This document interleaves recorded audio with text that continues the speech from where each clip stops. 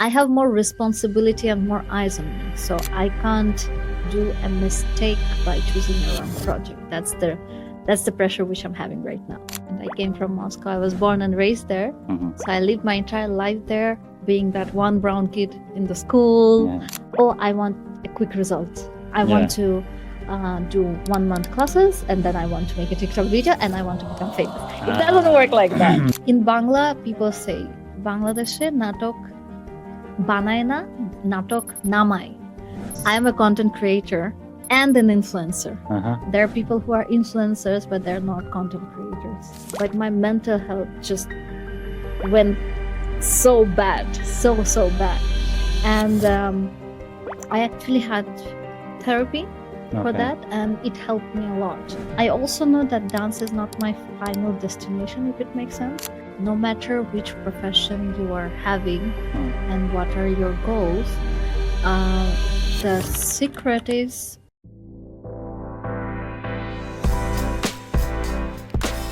Welcome back to Ask a Startup, the podcast where we dive into the journeys of entrepreneurs, artists, and creators. I'm your host, Adil. In today's episode, we have someone who is a dancer, a choreographer, a performer, and entrepreneur who has turned her passion of dance into a thriving career. Joining us today is none other than the Russian Bangladeshi Ridy Sheikh. Thank you so much for joining me today, Ridy. Thank you so much for this nice introduction. Almost covered everything. I know that you wear different hats at different times, right? Probably. So maybe we can start off with your journey from Moscow to Dhaka. When did that happen? So yeah, as you mentioned, I came from Moscow. I was born and raised there. So I lived my entire life there, being that one brown kid in the school, or one person who has this sort of heritage in all the circles, because Bangladeshi community is really, really small in Moscow. I used to think that it's big because I always was the talk of the town, talk of the community, right? Because I used to perform at every function out there. So I was like living in a bubble, thinking that, oh, this is how Bangladeshi people are and everything. But I was mainly exposed to Russian people because I went to Russian school, and I was into Russian university, Russian music school, and everything. Like, I'm totally Russian by upbringing, if I can say that. I always wanted to do something in South Asia because I even didn't know that it's called identity crisis, but definitely I had it because I was the one of a kind. Usually people are like confused and maybe sad about this. I was not sad about this. I was more like proud about the fact that I'm different. And it was because also my mom used to tell me that, oh, you're not Russian. Remember that you're brown, you're Bangladeshi and everything. That was always there in my house, like, before I go to school. She's like, oh, be proud of yourself. So I think I didn't have identity crisis in a negative way, more like in a positive way. I wanted to know more about who I am by my roots. So I always wanted to do some work in South Asia. I didn't know about the dance culture in Bangladesh. I thought that it's maybe just growing. And obviously I always wanted to do something in India because everyone is influenced by Bollywood. Absolutely. And when I was a kid, I was watching, that was Dance India Dance at that time. So it was a channel, ZTV, I think. And they had the Russian version of ZTV, like translated and everything. So that's how I got to know about the dance industry in Bollywood, how they're doing the reality shows. So I always wanted to come to this part of the world because I saw so many people like me on screen. And I'm just like, oh, that's where I want to go. And because of that, I tried myself in several dance reality shows in Europe. I started with Ukrainian, So You Think You Can Dance, then Russian, So You Think You Can Dance. Then I came to Bangladesh because I think I was invited to Dance India Dance, then to Dance Plus too, because I know a lot of prehistory, but I'm just explaining, right? Yeah. So because I was active on social media, but I missed the audition dates. Then either I'm busy at school, at university, so I couldn't make it on time.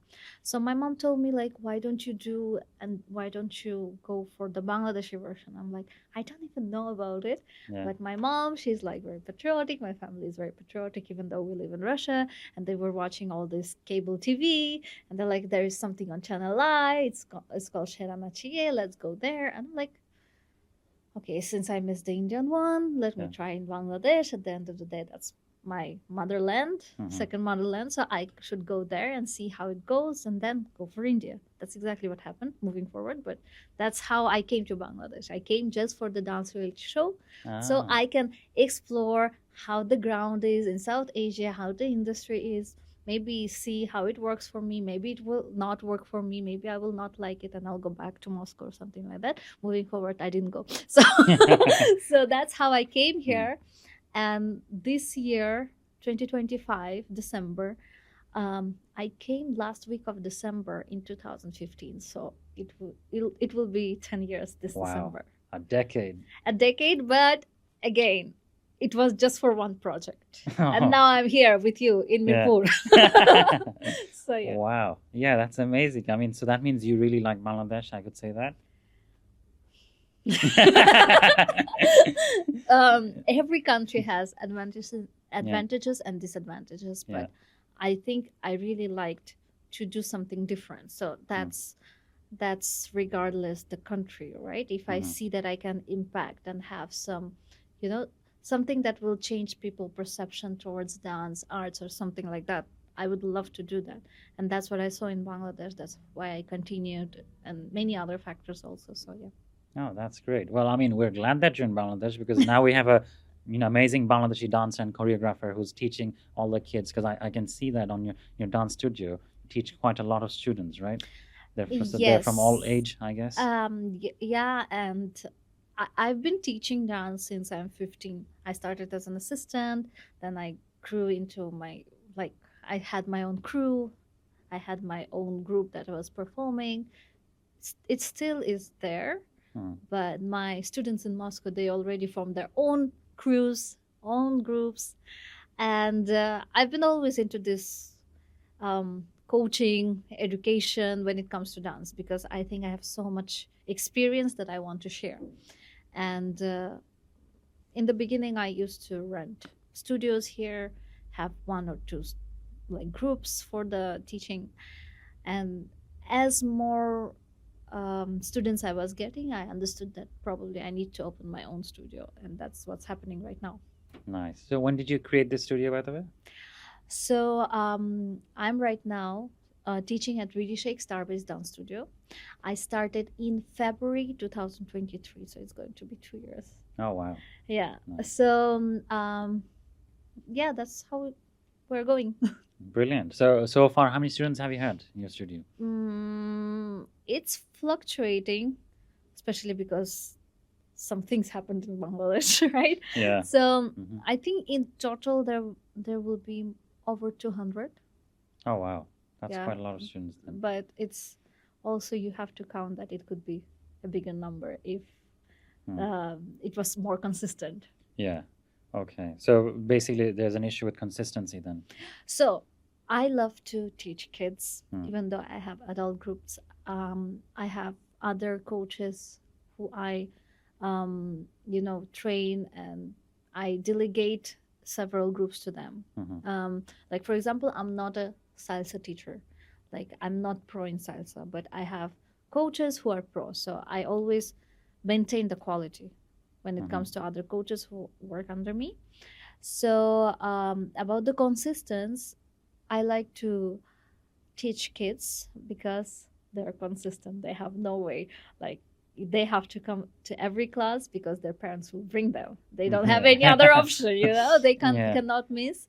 They're having classes, their parents know the schedule, they send through the drivers to the maids, or they're coming themselves, but the kids are there.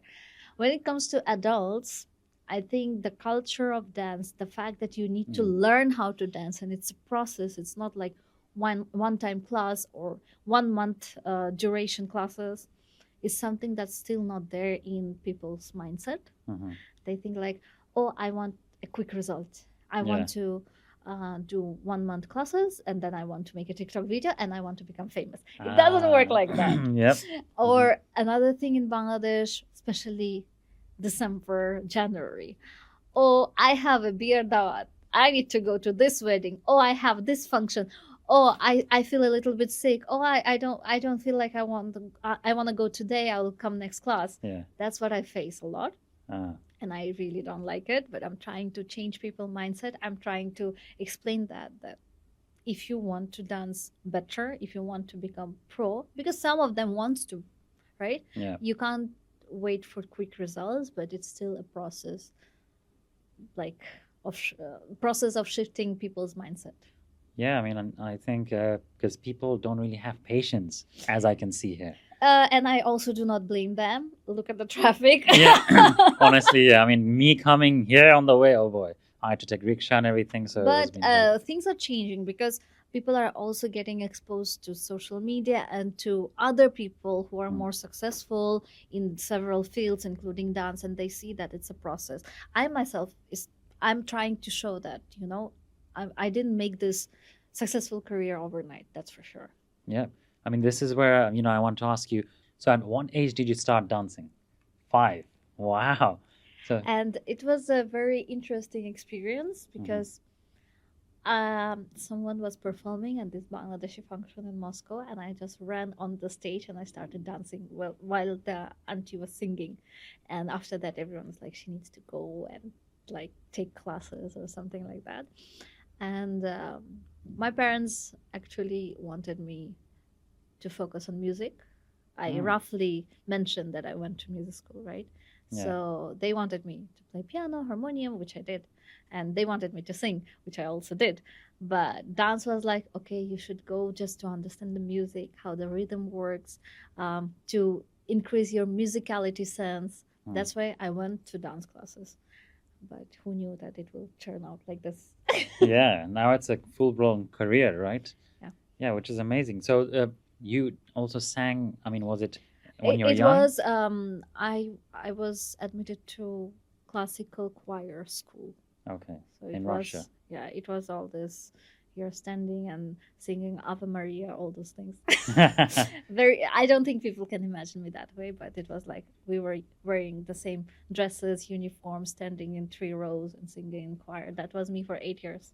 For 8 years. Yeah. So that means you do know how to sing now. Yeah, but I just do not practice properly. Okay. Last year I went to Moscow, I took classes, and let's see, I can get back to that. Actually, I'm more like professionally, I'm more musician than dancer, if it makes sense. In sense that I was taught how to sing more properly than how to dance. Does it make sense? Yeah. I mean, this is interesting for the audience. She was a musician as well. Wow. I brought my digital piano to Dhaka last time I came from Moscow. So maybe. I'm watching, I'm looking at it. I'm like, yeah, tomorrow I'm going to sit and do something. But I brought it on purpose so I can probably do something with my past experience. Let's see. Yeah, I think we would like to see that, on YouTube and everywhere you post your content. That'd be amazing. Because, I mean, this is the part of you that I did not know myself. Because we just get to see you dance, right? There's so many parts of me that people do not know about. Okay, this is exactly what we want to know. What else do we not know about you? Hidden talents. Hidden talents. I don't know. I need to think about it. Can't say like that. Okay, at least, I know one thing is that everyone knows you for dancing in music videos. So that's where you become a performer, right? So tell us more about your performance. I think, so I'm a very introverted person, but at the same time, I'm extroverted because that comes from my profession. In a sense that I need to open up for performing on stage, to interact with people. Otherwise, it will not work the way it should work. Because at the end of the day, it's a business with marketing and whatnot, right? It's not always about art. So I have to be more social. And I would say that there's a term ambivert. Maybe that's about me. Yeah. In personal life, I'm very, reserved, introverted, and whatnot. But on videos, on stage, that's a different persona. And I think that's why I also love performing, because I think on stage you will see a different side of me, and in person you will see different side of me. Ah, no, that makes sense because I'm an ambivert. So I know how that feels. I mean, this is something I'm doing because I mean, I want to, but other than that, I'm always kind of in my own zone. Yeah, Yeah. that's So, about me. yeah. So that means, okay, that's very interesting. So, I mean, that's helping you kind of get out there also. And now you feel more confident, right? Yeah, and it also, for example, in school, I didn't have many friends. I would say that I was I was not neglected, abandoned, not like that. But it was like, oh, Ridy is there, she's there, that's it. It's not like I had a lot of friends or center of the company, of the circle, no, nothing like that. So I just go to school, study, and then go home. And then I go to music school, then I come home. Then I go to the dance classes, then I come home. I was not that uh, going out that much, if Yeah. it makes sense, right? Um, but then I also realized, it was in class 7, I think. My um, my gr- mm, my schoolmates, they didn't know that I dance. Mm. They knew that I'm going to music school because some of my classmates, they also went to the music school with me, but they never saw that I'm dancing. So I think I performed at the program in my school in class 7, and they saw a different side of me, Yeah. and that increased their interest towards me. They're like, oh, we didn't know that you do traditional dance, we didn't know that you are so good wearing shari, we didn't know that you can do hip hop, because I did like fusion. Yeah. And I think I was like, okay, this is how I get the attention. This is what I should Yeah. focus on, or Yeah. maybe this is what will bring new emotions and new friends towards me, if it makes sense, Yeah. right? Mhm. And I think this is one of those subconscious things that pushed me towards dance career too. Oh, that's interesting. So that means, so the friends that you had, were they Russian or Bangladeshi? All of them are Russian. I Russian. never had Bangladeshi friends until Oh, I went to university and I saw some exchange students or students from Dhaka or from Bangladesh who came to study to Moscow, because the community is that small. When I was 10, 12 years old, mhm. there were kids who were 5, 6 years old, or like students 20 years old. So I was always one and only in my zone, literally. Damn. Yeah, that must be a bit challenging, obviously, when you're a bit. Challenging, but I didn't take it as a challenge. I was more curious. Like, okay, so one day I'll go to India or Bangladesh and let's see how it goes. Yeah, and now you're here. So, you know, in India, the dance type competition that you went to, that's Dance India Dance, you said, right? So I was targeting Dance India Dance. By the time I was grown up, Mhm. it changed into Dance Plus. So it was the Oh, similar right. project. Okay. Dance India Dance did not exist by that time. Okay. Right. Oh, so that makes me want to ask you that, you know, you said that you started dancing from a young age and you started taking lessons. So what age was it when you started taking your dance lessons? I would say that I took lessons, but it was like seriously going to the dance studio, that started at the age of 6. When I was 5, I took just few private classes from aunties from the community who can prepare me for Durga Puja performance or something like that, if it makes sense. So it's Okay. like I took classes, but like professionally, properly in a dance studio, maybe at the age of 6, Okay. Nice. 5, So 6, yeah. so that means, yeah, that's more than 20 years, right? That's a long time. Wow.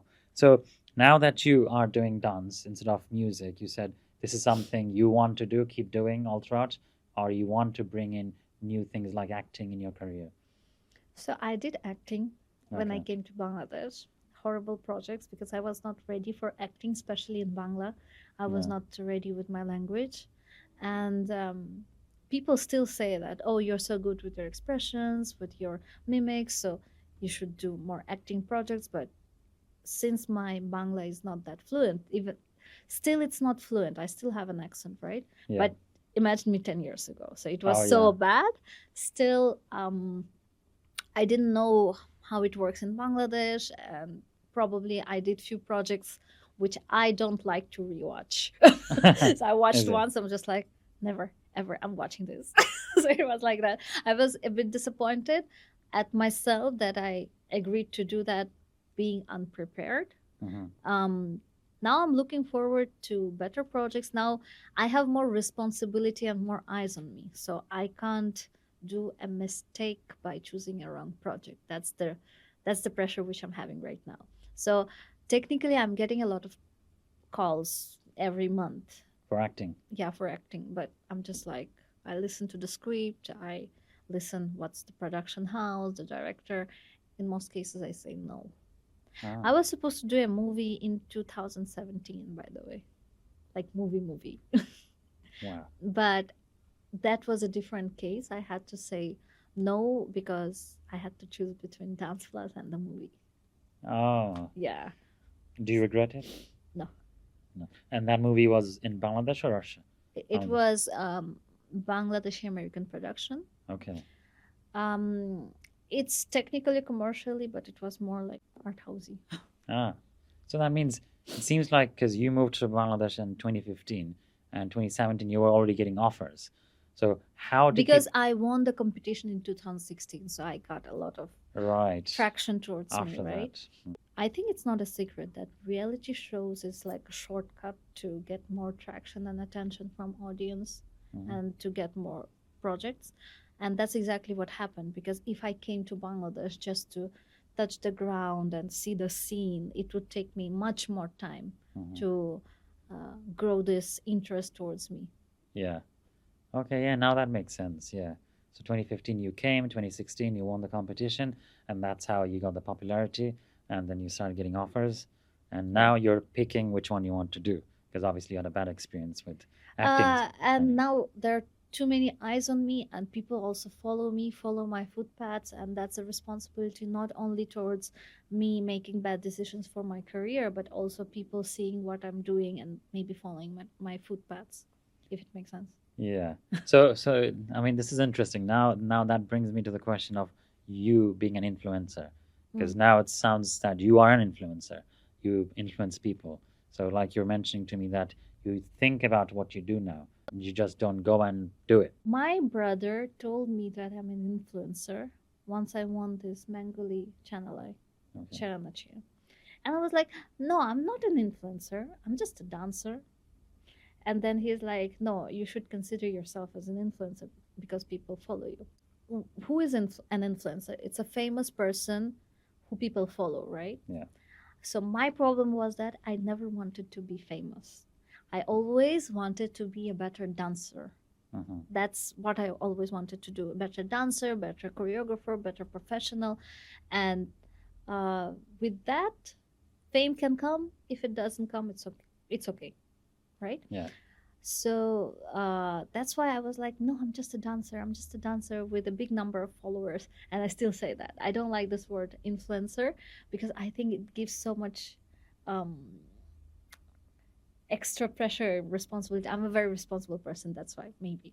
Yeah. But then I also have to accept that I influence people. So what happened is, like, I remember, so 3 years ago, 2022, I went to South Korea. I was invited there by the Embassy of South Korea in Bangladesh as an influencer for their global tourism program. So they picked influencers from different countries, and I was picked from Bangladesh. And when they picked me, I directly asked them, why did you pick me? Yeah. And they're like, because you have good influence on people. I'm like, do I? I'm just like, I feel like I'm a dancer with very good contents, maybe storytelling elements or something like that. I never consider myself as an influencer. I was telling that to first secretary of the embassy. Yeah. And he's like, that's the real influencer. That person who doesn't understand that he influences, he's the influencer. So I'm just like, okay. And he's like, you have like a very good, impact on people. Yeah. You're helping girls to pursue their career and be more independent by showing your example. So we really like that. So we really wanted you to be a part of this program. I'm like, okay. So I think after that conversation with Yeah. someone who is out of the industry and like on the government level, representing a completely different country, like who would think about South Korea, or, you Yeah, know? exactly. So I'm just like, okay, so there are people who are actually like very, respected people who see me that way. So I have to accept it and be even more responsible about every action and decision that I make. That's wonderful. I think, yeah, like you said, as soon as you become famous, because it's not something you chose, because you're good It's a at your part art. of my job. Exactly, because you're good at what you do, so you became, popular just like that. And then now people get influenced by you because they follow you, and they see, okay, if Ridy is doing that, that must be good. So that's why, and now you know that, okay, that's who I am. Can't change it, right? What's happening? Maybe I shouldn't. Yeah. Yeah. So I mean, yeah, you are an influencer now. I'm sure that people who are learning from you are learning good stuff. But as far as I have been following you, I've never seen anything that would make you feel that, oh, you're a bad person or something. No. Okay. Thank you. I mean, you have a good reputation anyways. Everyone knows you pretty well. So you said you're not interacting, but you want to do it in the future if you get a good script. I have not seen what you've done so far, as you said that you don't want. But now I'm actually curious to Oh my watch God. them. Nah, okay. So the problem with those works which I did, Yeah. first of all, I was not prepared. So Mhm. imagine I have to act and everything is good with my expressions, but I have to think about the every line that I'm delivering, right? Yeah. The pronunciation is right, A, O, or E, like all those Yeah. things, and you just lose your acting face, if it makes sense. So Mhm. I was more concerned of how I'm delivering the speech rather than my expressions and my acting, and I got really bad advice, in my opinion. People from the production houses, they were like, oh, it's okay, you have pretty face, you just continue, you'll get the experience and everything will be fine. I'm like, okay. And that's how I did 10 natoks, 10 dramas in Bangladesh. 10. 10. Whoa. Yeah. That's not even one. 10. 10. Yeah. And then I watched the last one. I'm just like, I can't just leave this on the internet anymore. These 10 projects, okay, fine, I have done it. But next project, I will do only if I'm 100% sure about the production, director, and the script. Because that's also another problem in Bangladesh. So you're doing a natok, and they might give you script 2 days before, literally, or one night before. They will tell you the story over the phone, they will sign up, and you're like, oh, this is a reputed production house or reputed director, okay, let's do this. And then you just like, it's very, in Bangla people say Bangladeshe natok banaয় না, natok নামায়, which means that they just do the project just to do the project, not to deliver a very good project. Does it make sense? Okay, yeah. So there is production which is produced, there is money, they need to cover up this money and expenses, they need to do it fast. For example, as far as I know from other actors and actresses, all these famous natoks which were in 90s 80s, right, they took like 4 5 6 days to produce one natok. Nowadays it's done within 1 day. Really? Same things, right? 1 or 2 days maximum. Wow. Like, it depends on natok. It's different from OTT platforms, for example, which are trying to maintain quality. Yeah. But TV natoks for sure are not like before TV, or like scene is changing, but my experience when I just came to Bangladesh was not good. Now it's probably changing, and I'm looking forward to better scripts and director. Yeah, I mean, because, I've been watching Hoichoi and Chorki series on that. I never knew that Bangladesh has such good So TV series. it started like maybe after COVID. Okay. So the scene has changed after COVID, but it's still like there is places to go, if it makes sense, right? Yeah. No, I'm sure you're gonna get a good script, because as far as I've seen, I was like, my But mind if you was blown. watch all those dramas on TV, you will not like that. That's what I said, that OTT platform series, they're a bit Yeah. different, but it's a new thing in Bangladesh. Yeah. I'm glad that it's changing, because being abroad, you want people to kind of watch what you want from your culture. And usually it always ends up us showing Bollywood stuff. because Bollywood is technically not our thing, right? It's India. And Yeah. I mean, even though we grew up with Bollywood, it became a part of it, but shouldn't be like it. I used to be very much criticized for focusing on Bollywood, which I stopped. Not like I stopped. I reduced it because now you have access to better Bangladeshi music. So this is the thing which I tried to deliver to audience. When I went to So You Think You Can Dance Ukraine, that was my first TV performance, Yeah. like on reality show. I performed to a Hindi song, Tere Ishq Na Chaya. So I remember everyone was commenting, she's so good, but why not Bangla song? Why not Bangla song? Why not Bangla song?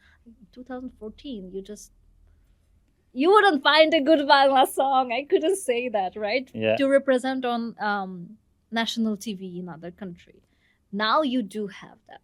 Now I'm just like, I'm focusing on Bangla songs more and more and more, and I'm happy that musicians are like doing something versatile, more versatile than it was before. Yeah, no, absolutely. I think now the music is so good. Music, this OTT platforms, Yeah. everything is growing and getting better and better. And now we have substitute to Bollywood music, Bollywood productions, and I'm actually happy about that.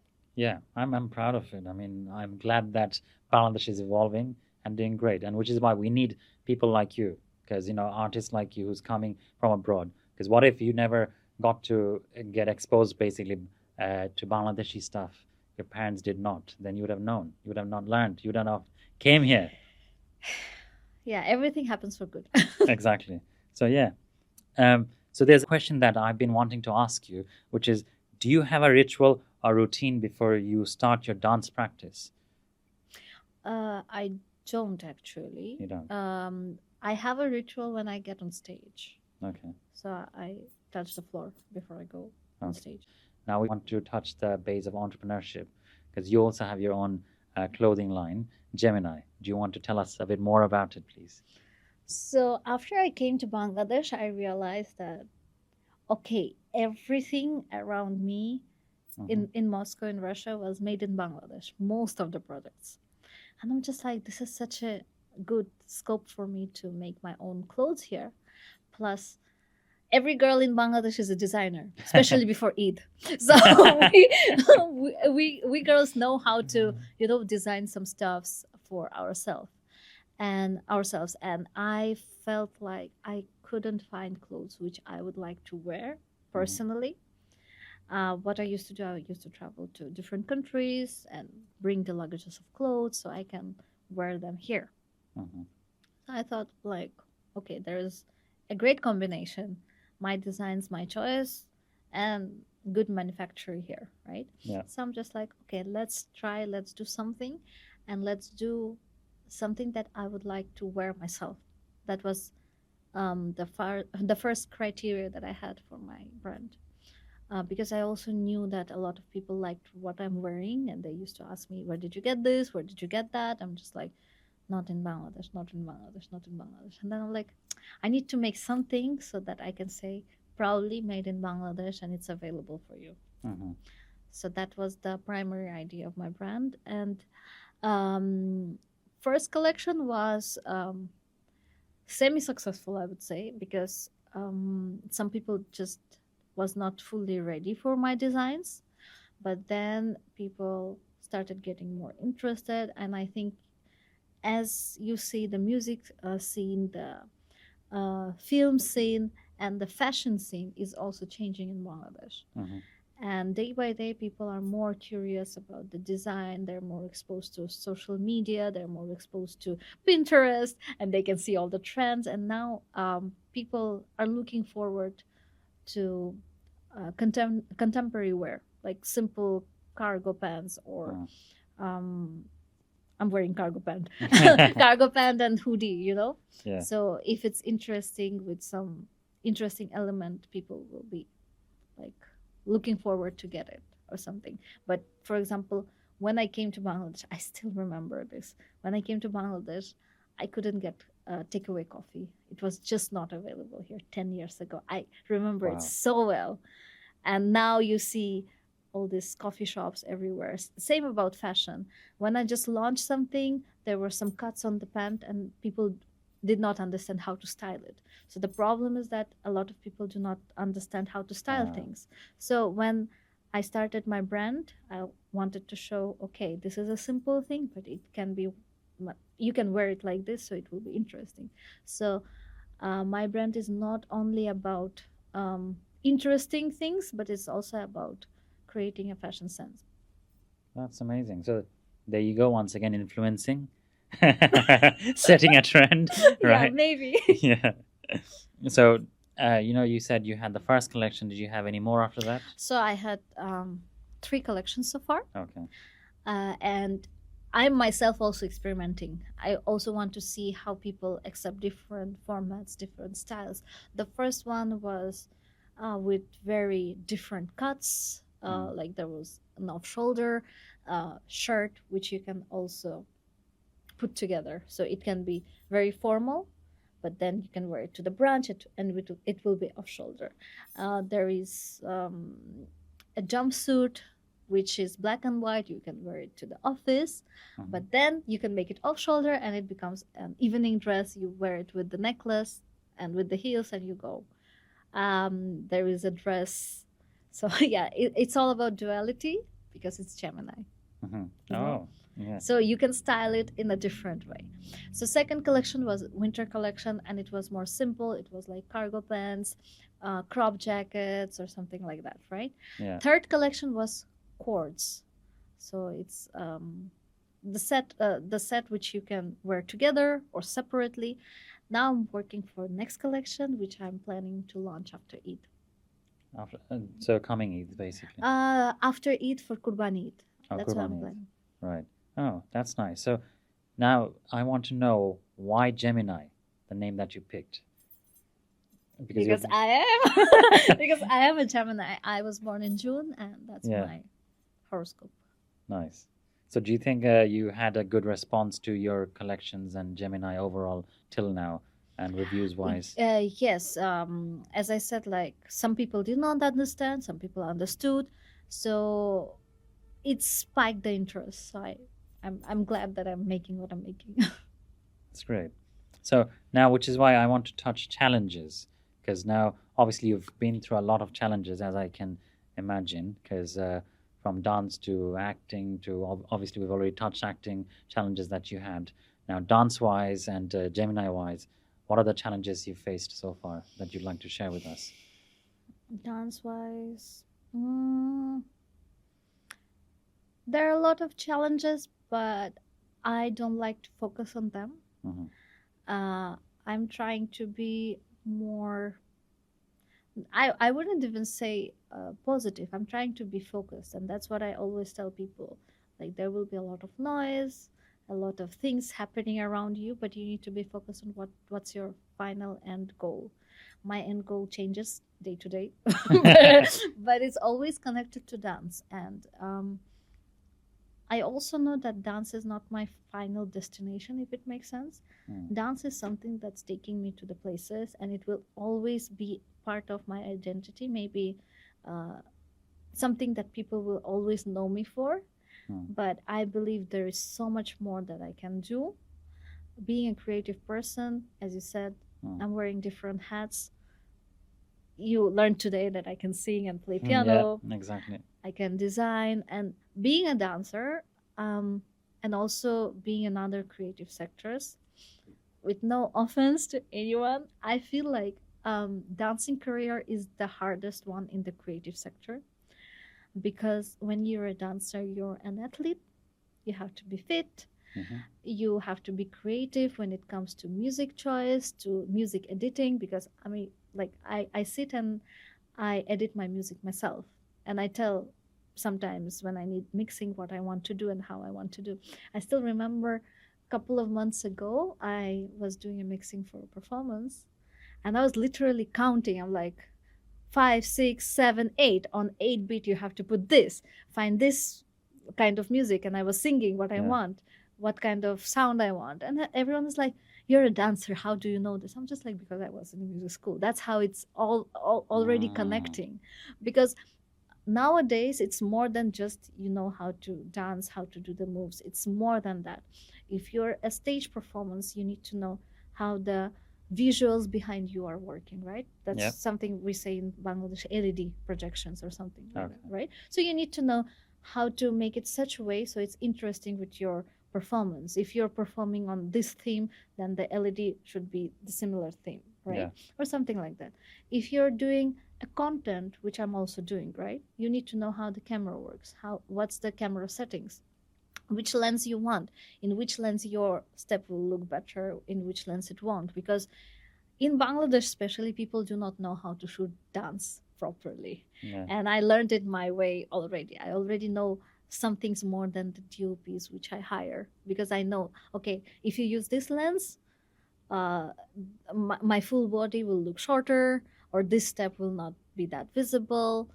You need to use this lens or something like that.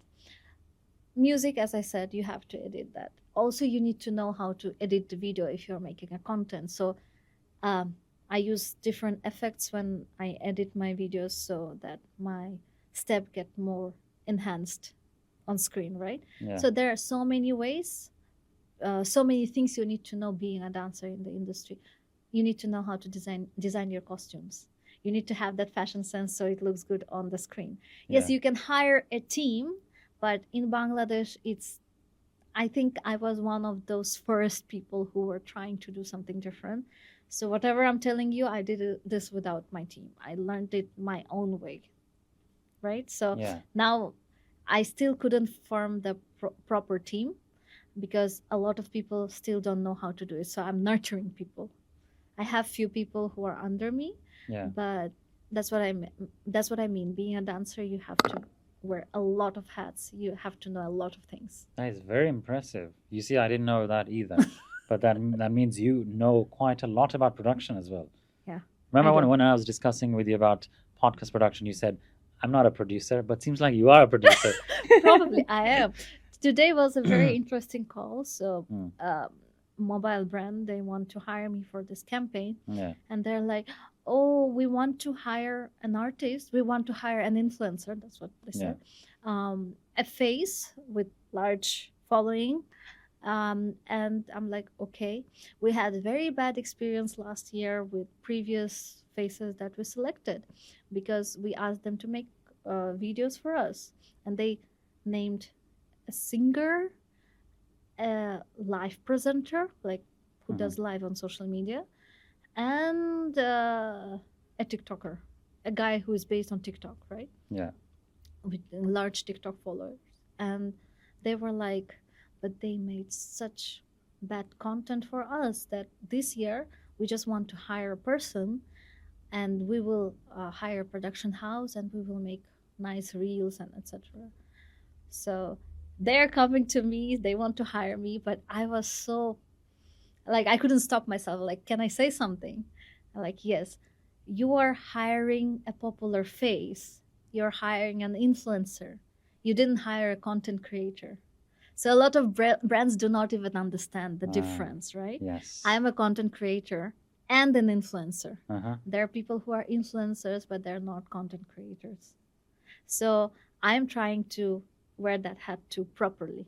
Mm-hmm. So when I said that, they're like, "Oh, that's true, and you make contents, right?" Like, yeah, you can see my contents all the time. Yeah.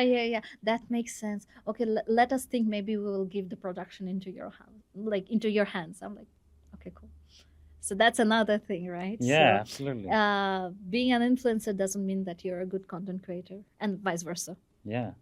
Wow. So that means you have learned everything along the way, right? You Yeah. kept picking up new skills, kept educating yourself, learn this, learn that. Oh, it sounds like I'm just like, I did this. I'm not like that. No, but I'm glad that we're discussing this because there's so much coming out of it.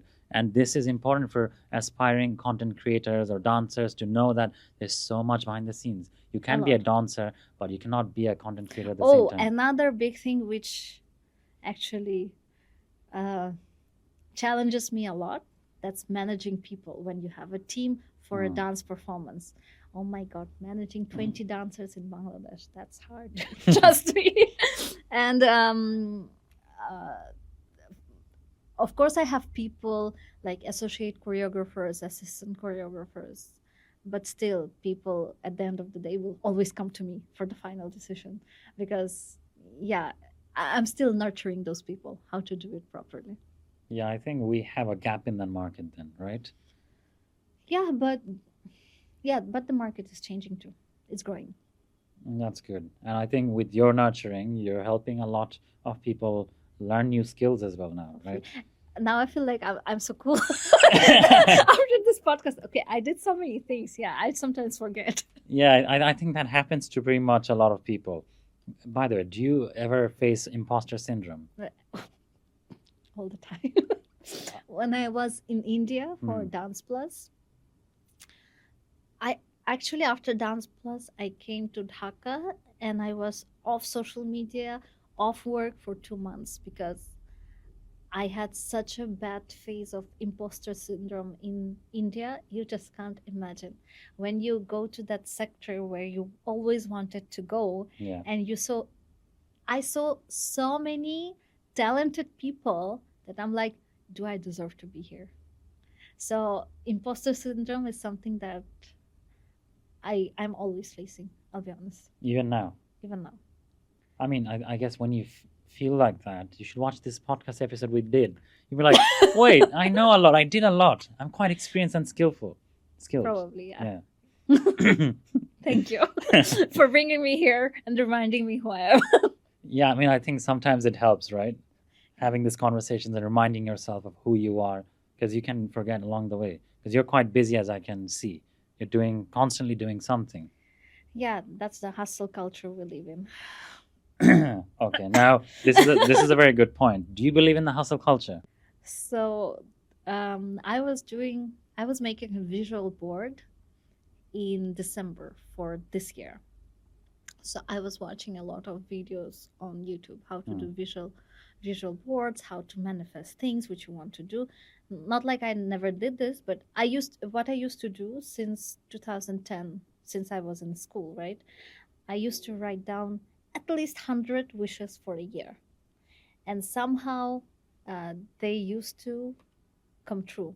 I still remember in 2012, I draw myself having a crown and having I forgot, how do you call it, the thing where you're winner of something. Yeah, I get what that you mean. thing. Yeah.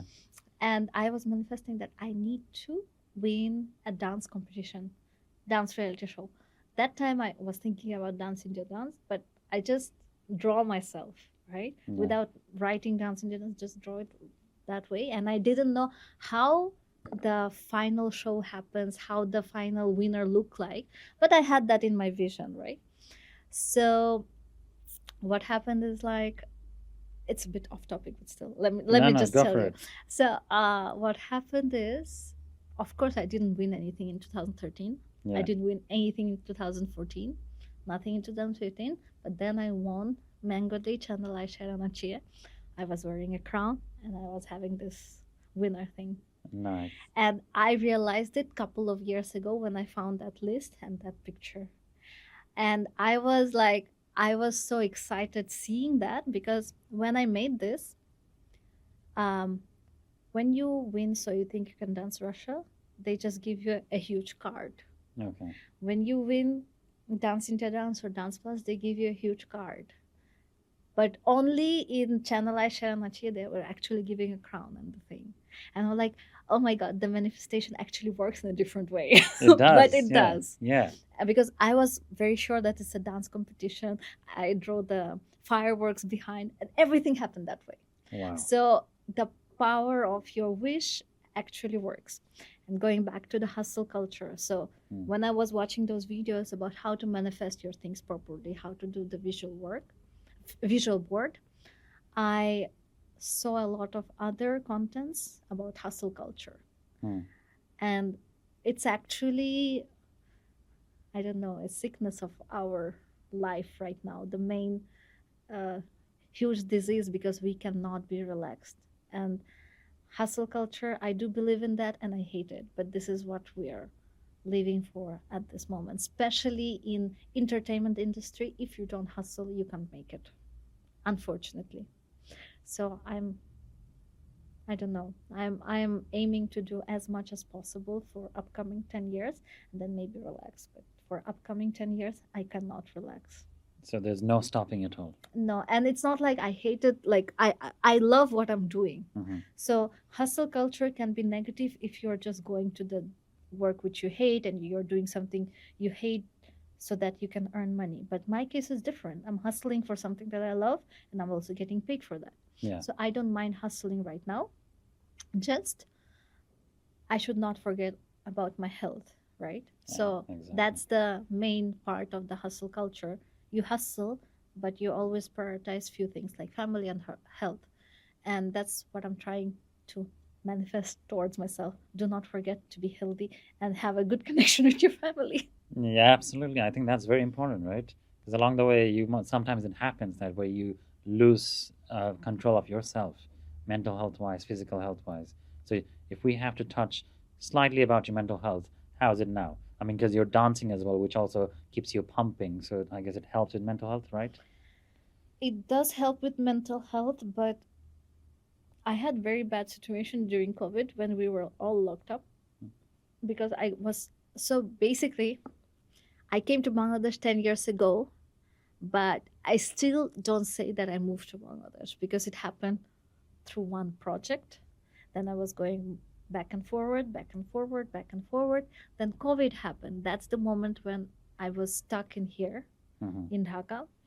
And that actually was the main reason why I decided to stay here for a longer time because I had different kind of spike in COVID on social media.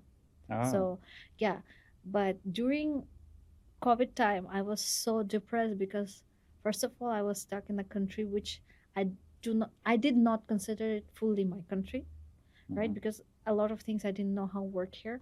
I was very scared. What if I get COVID? Moving forward, I got COVID and my mom got COVID too. So I was like very scared about all the situations. Plus, entertainment system, we are freelancers, so you never know how it will turn out. Like this situation where you don't have stage shows, performances. I was lucky that I focused on something that I could do on content creation during COVID, but my mental health just went so bad, so bad. And I actually had therapy for Okay. that, and it helped me a lot. So I truly believe that no matter which job or profession you have, but you always need to take care of your mental health and you need to be active physically because that's also helping, you know, as you say, I stay pumped because I dance, but that's not enough. If Yeah. you feel that there is something wrong, please just seek for help and it's normal. I always tell that to people. I always tell that to my friends. And I think taking care of mental health is even more important than your physical health because Absolutely. everything starts from here. Yeah. Thank you so much for sharing the mental health aspect because this is something people don't speak about. And you've said it so well that, how people should look after your mental health and seek for help when you don't feel okay. Because counseling is something that people should normalize, right? And Yes, absolutely, especially in Bangladesh. yeah, I think it should become more accessible to people. I know that maybe, It's not even about access, it should be normalized. In yeah, Bangladesh, it's something like, oh, if I go to therapy, that means that I'm crazy. I can't do that. No. you hit the nail on the head. If you go to therapy, if you seek for help, Yeah. that means that you're improving your health in general. Yeah. That's something that people need to understand. Yeah, I think it's a powerful thing when you can accept, oh, I'm not okay and I need help. It's okay to seek for help. It doesn't make you weaker, it makes you stronger. Yes, that's the idea, that you do it to feel better and stronger, not because you're crazy. Yeah, exactly. Which is why I think that's why these conversations are important for people to listen and understand because no matter who you are, everyone goes through it. And I think it's okay to seek for help and do that. We all do that, right? Because I have been going to counseling, I think, since 2015, straight for the last 10 years. Because when your mental health is not okay, you have to do it. Just like how you go to a doctor if you are not okay. If you have fever, you go for it. But mental health, because you can't see it or feel it exactly how we do with other symptoms, you tend to ignore it, right? Yeah. Yeah. So anyhow, I think we're having such an amazing conversation, and I want to keep that going. But there are some questions I need to ask you now to get to know you. I know we've already known you quite a lot, but for the audience, getting to know Ridy is something I want to do. So, what's your favorite dance style to perform when you're alone? It's just a freestyle.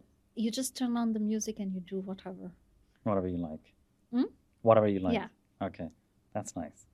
So, one thing people often misunderstand about you. So I am an introvert, as I Yeah. already said. So I'm a very reserved person. So a lot of people, I'm that person in the room who will sit quietly and observe everyone. Hmm. And that's intimidating. A lot of people are just confused. What's happening in this girl's head, you know? And it's just a simple human psychology. If they don't know what is happening, they will think that it's negative, you know? Mhm. So a lot of people misjudge me, saying that, or maybe I'm a very surface level thinking person, or otherwise maybe, oh, I'm judging them or something like that, just because I don't speak much. Mhm. So I think this is the thing that people misunderstand about me. That's why I started going to podcasts, so people know that how I am actually. So yeah, I think this is one of the things, because I'm very reserved. People do not understand what kind of person I am. That's it. Yeah, I mean, a high five on that, because that's how people perceive me, which is why my wife keeps telling me that you need to smile more. People think you're quite moody. I'm not. It's just that Yeah, either you're moody or you're arrogant. That's what used to Yes. happen when I was a kid, because I was not able to speak Bangla properly, so I Mm. used to go to all these functions even when I was 20 years old, a bit older, Mm. and I was quiet, and all the students, they were like, this girl is very arrogant, she doesn't speak to anyone. I'm just like, I can't speak because I don't know the language, and I'm also very reserved, and people misunderstand that. Yeah, exactly. I think people, you really need to give us some chance. We're not mean. We're good people. It's just difficult at times. So, what's your comfort food after a long day? Grilled chicken wrap, Mm. but made at home. Like grilled chicken, tomato, lettuce, capsicum, yogurt, and paratha, and just wrap. That's it. Wow. So, is that, I mean, you try to always eat at home, healthy stuff? Is that something you do? Recently, I'm trying to as much as possible, especially in Dhaka. I do order wraps and whatnot, Yeah. but they're mostly oily. That's what I don't like. Yeah. No, I think, well, I mean, food is also an important factor Yeah. when it comes to health, mental health, both, right? Once Yeah. again. So, okay. What's the one thing people would be surprised to know about you? I said that maybe once or twice in an interview, but I'll say this again. Yeah. I used to be a headhunter in Moscow. Oh, really? Yeah, Wow. I used to work in executive search company, so I was in HR, Mhm. but I was a headhunter, so it's a different thing. I don't know if you know what is headhunting. I mean, it's basically recruiting people. Yeah, kind of thing. recruiting people, and it's like bringing them from other companies to another company. So, for example, if Stealing there's from yeah, other com- kind of stealing. Yeah. So I used to do that, and I was quite successful. And my boss, he still tells me that in Moscow, he's like, if you're like bored of your entertainment industry, you can always come back and get back to our company. I'm like, okay. Oh, wow. So that's another thing we didn't know about you. So, what did you study, by the way? International economic relations. Okay. Yeah, Well, very different from what I'm doing. yeah. And yeah. Nice.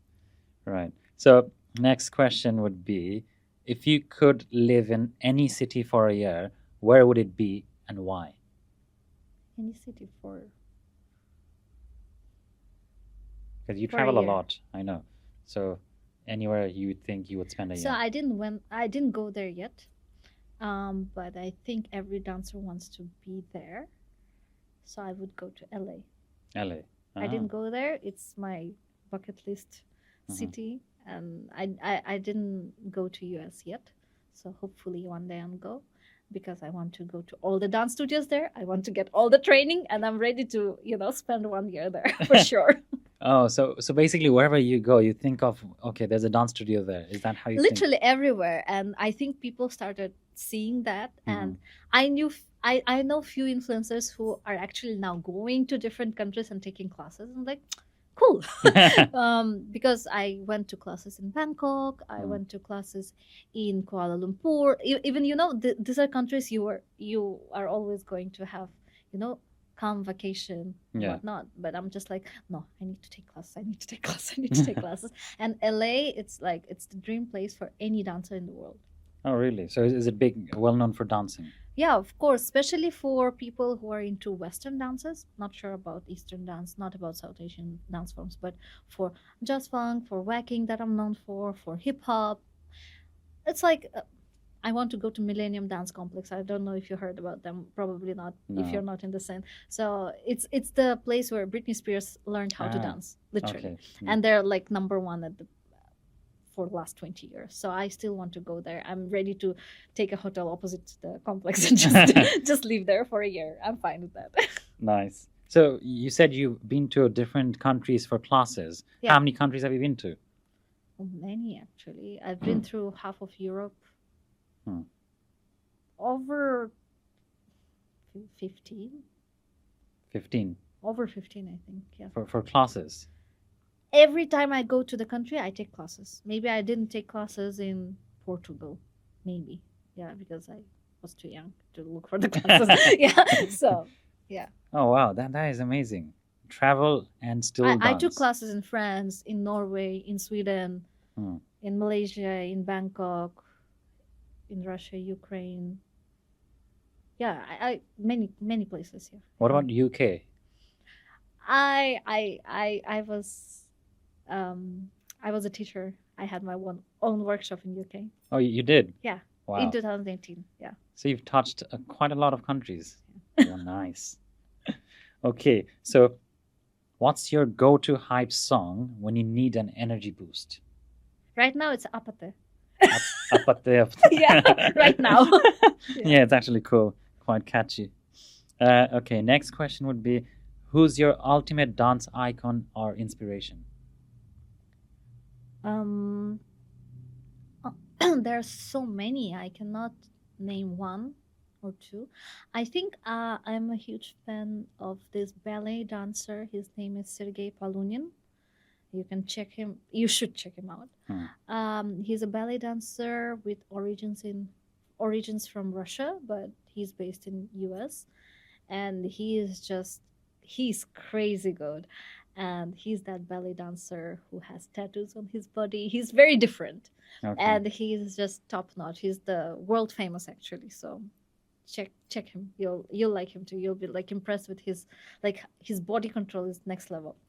And second one would be probably Akram Khan. I don't know if you heard about him. He has Bangladeshi origins, but he's from UK, by the way. Oh, really? Yeah, he's based in UK, and he even choreographed Olympics opening, which happened in UK. Oh, the one Yeah. in 2012. Yeah, Okay. he did Olympics. Not sure if in UK or not, but he's Yeah. Someone who has origins from Bangladesh, who is based in Europe, and he has his own company. And this is also something that's very impressive. Yeah, So, yeah. definitely. I would check him out for sure. So, what's the most spontaneous thing you've ever done? Spontaneous thing Yeah. that I've ever done. Decided to stay in Bangladesh. Yeah, maybe it is actually very spontaneous. Okay, spontaneous thing is coming to Bangladesh. I literally told my boss that I'm going to Bangladesh for a month. Can you give me a leave? 2 weeks before I actually came here. Yeah. Leave. This leave is continuing for 10 years. So yeah. Sorry, boss. I'll be back in a decade. Yeah. So, if you were not a dancer or entrepreneur, what career might you have pursued? Branding and marketing. Yeah. I would do that. And I like FMCG sector, and I like telco sectors a lot. Actually, I had very short internship in. No, it's not internship. It was like a 1 week special. You can call it internship in L'Oreal Russia. So I was so much impressed with FMCG sector, especially cosmetics, and I was actually thinking whether I should continue my dance career, which was always along my studies, or should I actually focus on marketing, branding, economics. That was my educational background. I'm still thinking that maybe one day. Too many hats, Exactly. Too many hats. Maybe you don't know. Okay, now I think I want to do a new segment with you, which is called the Fast Five. I will ask you, let's say introvert or extrovert, and you will just respond to that. Okay, so 5 questions. Stage or studio? Stage. Early mornings or late nights? Early mornings. Freestyle or choreography? Freestyle. One word to describe your dance style. One word to describe your dance style. Fusion. Last thing that made you laugh out loud. This podcast. This podcast. Lovely. Thank you. And that ends that segment. Okay, well, we're at the end of the podcast, but I have been enjoying this conversation so much. Me I feel too. like there's so much that we could cover as well, because I know that you do even more than that. We didn't even touch UNDP. Oh, yeah. I mean, we could slightly, maybe you could mention what you do with the UNDP. So UNDP reached out to me in 2021, right after COVID. They wanted a content creator to help them with their social media on TikTok. So technically, I was first, requested to look after their contents for TikTok, and I made few contents, and they were actually successful. They were actually appreciated by the global office, which I'm very proud of. So, and after that, they got really driven with the idea to bring more people to the board, and then they decided to make more contents for all social media platforms. So now it's called SDG Socializer. Okay. So SDG is Sustainable Development Goals Socializer. So we socialize with the audience through social media. No, nice. And I'm one of them, and probably the first one. Wow, that's from Bangladesh. That's pretty cool. I think that's a nice way to interact with people regarding SDG, right? Yeah, because it's also very funny. Most of my group mates at university, they either work for international companies or Big Four or for UN companies, and I'm just like, I'm kind of there, I'm working with UNDP. Yeah, actually, that's true, right? You are there. Yeah. So, because people are leveraging your social media followers, right? So how many followers do you have combined all throughout YouTube, Insta, Facebook, etc.? Over 2 million. Over 2 million? 3. Okay, that's a very impressive number. Thank you. Wow. So you said it started spiking since COVID, right? Yeah, very much. Yeah, so ever since it's just going up now. Yeah, it's going up, not with the very big pace, and I actually love it because I'm always towards organic reach and quality followers. I don't like followers who just push on follow button and then they disappear. So I'm also on Facebook, on Instagram especially. I have a social media manager, and I ask her to go through followers who are following me and see if there are any bots, and I tell her delete them, so she can check it out and delete them, because I don't want that just number for number. Yeah, absolutely. When you want to work with anyone or collaborate with anyone, people now try to check whether you have authentic following base or not, even the interaction level and all of that, right? Yeah, so that's very important. Yeah, because people usually, I think, get disappointed when they don't see anything growing, and they tend to buy followers these days, right? And I delete. I delete followers. You're like, I don't want these. Go away. Okay, so that brings us to the end of our podcast. Now, I have last 2 questions where I want you to basically give an advice to aspiring entrepreneurs or dancers or choreographers, anything that you have for the audience. I always believe that no matter which profession you are having and what are your goals, The secret is dedication, hard work, and good intentions. If you have this combo, you'll be successful in every work that you do. And this is the message I want people to understand and follow, if this is how I can influence them. That's lovely. Thank you for sharing that. Thank you. And the last question would be, how do you envision your legacy in the dance or entrepreneurial world or whatever you want to do? What do you want to leave behind as your legacy? Um, that's a very good question. I didn't think about it properly, to be honest. Because my goals are changing every day. If I say something general, I just want to be known as someone who followed the passion and left something good that inspire others. Oh, that's lovely. Thank you so much. And Sure. we had a lovely conversation. Thank you so much. I'm sure the audience would love this episode because it's packed with so many things. Your Thank you. journey, including advices and things that people could do as an aspiring entrepreneur or dancer. So I think, yeah, I wouldn't have wanted this to end, but unfortunately, Yeah. we have to. Yeah. Thank you Limits. so much for coming, Ridy. Thank you so much. Thank you for having me. Thank you so much, guys, for watching this episode. Make sure to follow Ridy if you're not Bangladeshi, she's sick. Just do that. All right.